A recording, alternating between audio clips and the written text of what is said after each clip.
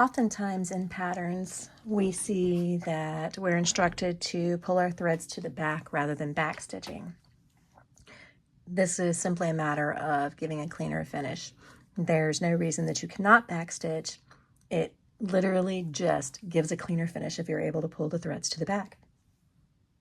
So this video is going to show you how we do that using the example of a zipper overlay.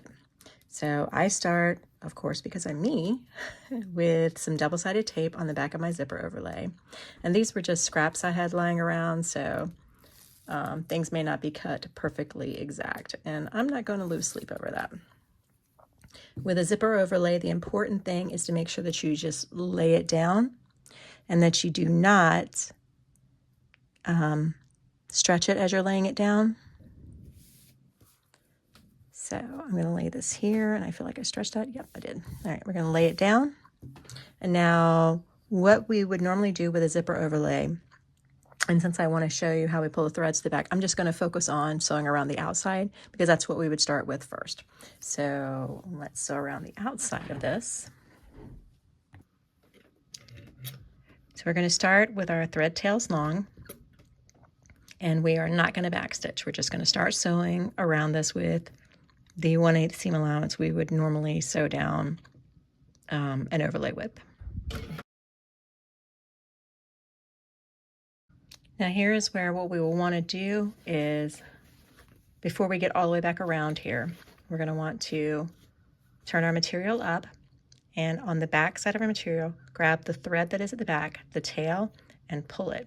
And you can see right there, you can see that loop which just came up. We want to grab that loop and pull our thread from the front through to the back.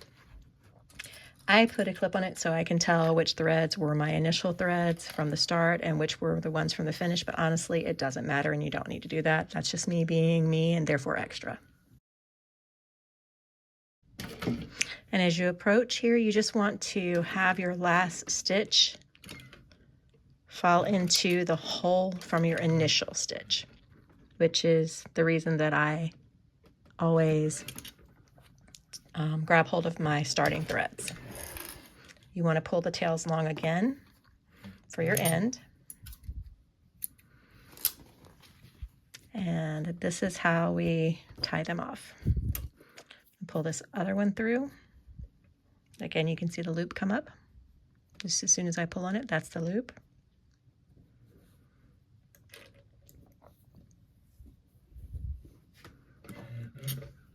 And I like to fold my thread through twice on my first loop. It helps it stay tight down and not start sliding up. And then I generally tie 3 knots.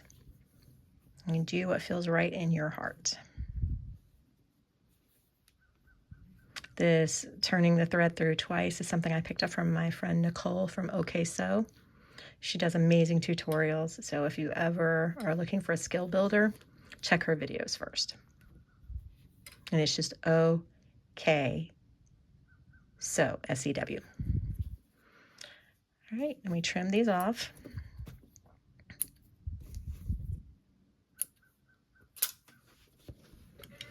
And there you go. Our threads are tied off. We don't have any back stitching on the front. We'll ignore my wonky threads, my wonky stitches. And there you go. That's how you tie off your threads. Hope this helps.